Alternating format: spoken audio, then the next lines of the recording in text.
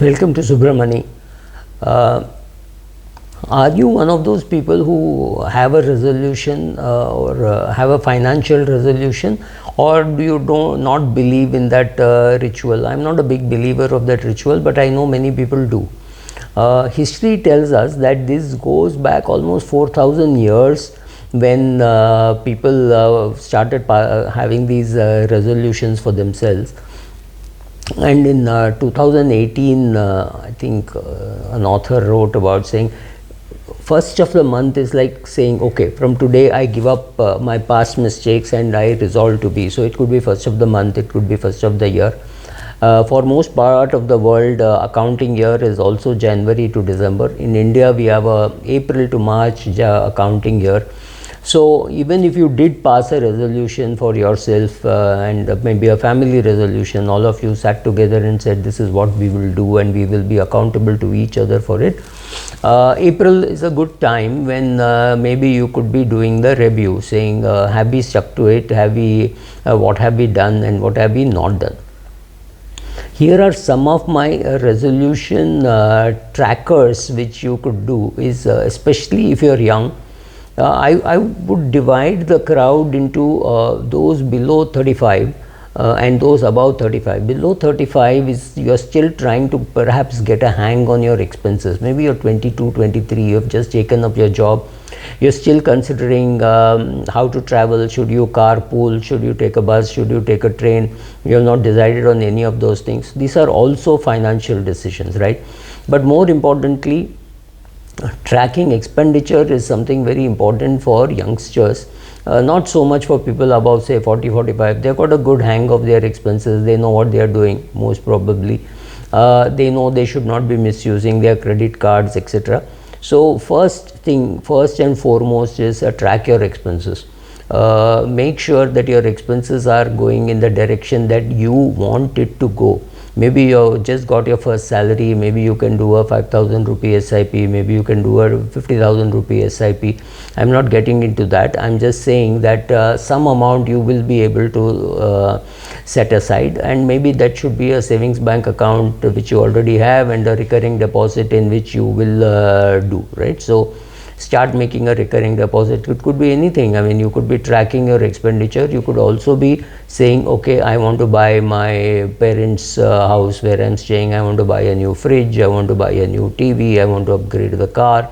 Could be anything. Even for a bigger expense, you need to save in a bank account, in an RD or in a debt fund. It doesn't make much difference whether you're in a debt fund or in an RD, especially if you're saving for 9 months or 1 year or something like that to upgrade your fridge or upgrade your car, anything like that. So tracking your expenses is very important. Put a cap saying I will not spend more than say 15,000 rupees on my personal expenses, not more than 10-12,000 on travel, right? So whenever you are in doubt, how should you is comfort and luxury more important or a little bit of pain in the public transport better? Have your overall travel budget in place. So first thing, like I said, is tracking your expenditure, and therefore once you start tracking your expenditure and you know the surplus, you will start tracking your investments also. Wherever possible, let's say for older people, you removed some money during COVID or from an emergency fund, replenish that. You removed money from some other goal, replenish that, because this replenishing is something which I have been saying from 2022, 21, 22, because in 20 when some people did dip into their savings. So if you did dip into your savings for a particular goal, replenish that amount. That is also very important. It has to be part of your financial resolution for 2024 April, right?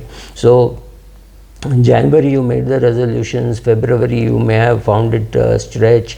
By April, if you have forgotten, then perhaps you are not a resolution kind of a person. So if you are not a resolution kind of a person, you should not even be watching this video. But if you have made resolutions, keeping them on track is also very important. There is no point in having resolutions year on year and then not adhering to it. So once you start tracking your income, income tracking is important only for businessmen. Those of you who are in service, you know exactly how much you are earning. So then tracking of expenditure becomes important. And thirdly, tracking of your investments. So are you investing enough? Are you investing in an asset allocation that you like? For example, if you want to buy a fridge with 2 years savings, then you need to have that money in a debt fund. You cannot put that money in an equity fund, right? So knowing what is the short term requirement, what is the long term requirement, have you allocated correctly? Because we are been in a long bull run, so chances of there coming a market crash is high. So if you are going to be swayed by that, then if you're okay with postponing the fridge by 1 year or 2 years, that's fine. But if you say no, it's a hard stop, in 26 I want to buy the fridge, or 25 I want to buy the fridge, it's a hard stop and I want to buy a good fridge, this current fridge will really get me nothing. So therefore, so if you are coming from a family where your parents were constrained by had monetary constraints and did not buy the luxuries, you're buying them a luxury, so be it. But know for what you are tracking. Or it could be, or you're a rich kid, you're putting money away, 5,000 rupees a month or 10,000 rupees a month for a Europe vacation in 2 years later, 3 years later, that's also fine. Whatever it be, track the amount that you are able to save. Let's say your take home income is something like 27,000 rupees. How much are you going to spend on travel? How much are you going to spend on friends, etc., etc.? Check out all that. Maybe you pay the electricity bill at home, maybe you pay for the servant at home, whatever, or you pay nothing at home, whatever it is. Start tracking your expenses, start tracking your investments.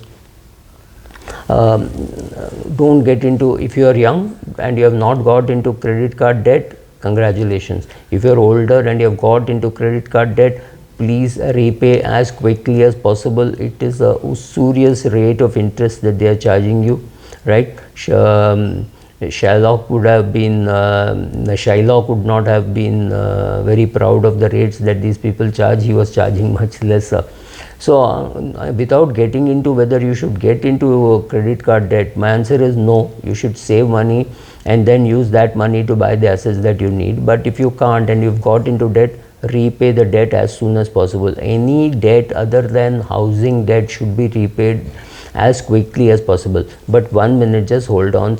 In some cases they would have taken a lot of charges upfront, so repaying will not save you much on interest. So be careful about is it worth repaying also, because if it's not worth repaying, then you might as well repay comfortably as per your schedule. There's no need, no hurry to invest, no hurry to repay that loan. But starting an investment program without repaying loans does not make any sense.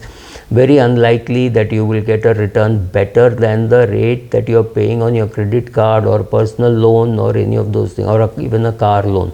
The only the loan that you can keep on your books is of course a mortgage, because you are very likely to get better returns in equity than the mortgage rates that you are paying, right? Get back to the investment basics. Make sure that you know your asset allocation, you know your equity funds. Today it makes sense more to put in hybrid funds which are taxed as debt or as equity, rather than in debt fund when paying tax as current income. So check all that, know your investment basics, get yourself an investment advisor if you don't understand all these things, then start investing. So I think these are basic things, but do it, and then make sure whatever other resolutions you have, buying a bigger house, buying a car or whatever. So largely people say, I want to invest less, I want to save more, I want to put up money for retirement. This is how people have resolutions. These are not resolutions, these are wishes. If you want it to be a resolution, then you have to say, okay, I am 32 years of age, 5,000 per month I am going to put away in my already existing pension plan, because I had started it when I was 22 years of age and I was investing 1,500 rupees. Then I upgraded to 2,500. Now I am going to upgrade it to 5,000 per month, and this is the money which I am accumulating for my retirement. So then it is an act that you have done. Then it's a goal. It is no longer a dream. But if you just say, I want to invest more money for retirement and don't do anything about it, then it's a wish list. It is not a goal. So once you have goals, make sure that you properly allocate correct amount of money, right? 500 rupees per month if you allocate to pensions or to retirement, it's not going to help, especially if you're 40 years of age. Then the amount has to be much bigger. But if you are 22 years of age, 500 also helps. Thank you.